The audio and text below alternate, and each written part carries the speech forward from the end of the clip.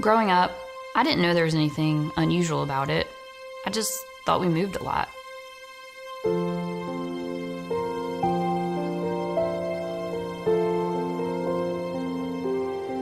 I was born just outside of Ringgold, Georgia. My mom had me when she was 17. Mom didn't finish high school, and my birth father, he wasn't around. He lived in Alabama, and I never knew him very well. Mom works at a truck stop now, in a big truck car wash. And this is my dad. He adopted me while he was married to Mom. He's a good man. A lot of the other men she was with weren't so good. Certainly not good to her. Once, when I was 12 and we lived here, I called the police while one of them was beating her. The police said that they knew him and that he wouldn't do such a thing. So they didn't come. And so he kept beating her.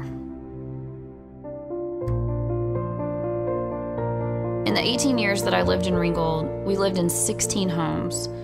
Most of them trailers, some of them empty lots now.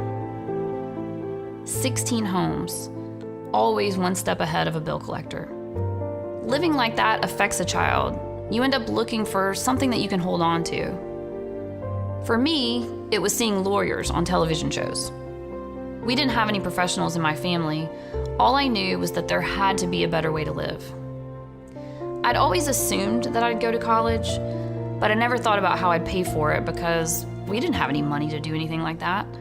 It was in high school when I learned about the Hope Scholarship from one of my favorite teachers, Mrs. Henderson. She invited Governor Miller to come to my school, and he told us that if we kept up a B average, our college could be completely paid for. Here's this man saying, make a B, go to college. So I did. I only applied to one school, the University of Georgia.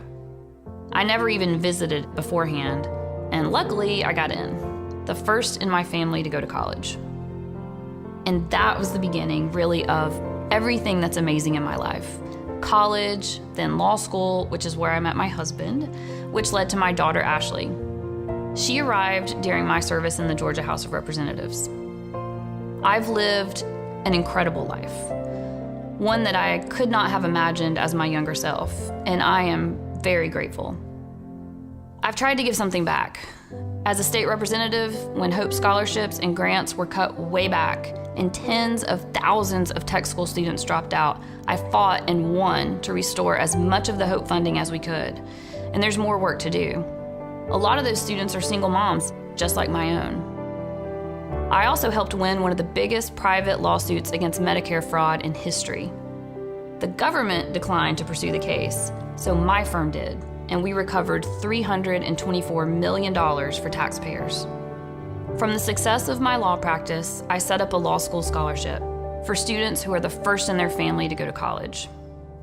Now I'm running for governor to be a champion, not just for Hope scholarships, but for every child like me growing up somewhere in Georgia where going to college can literally change your life, like it changed mine.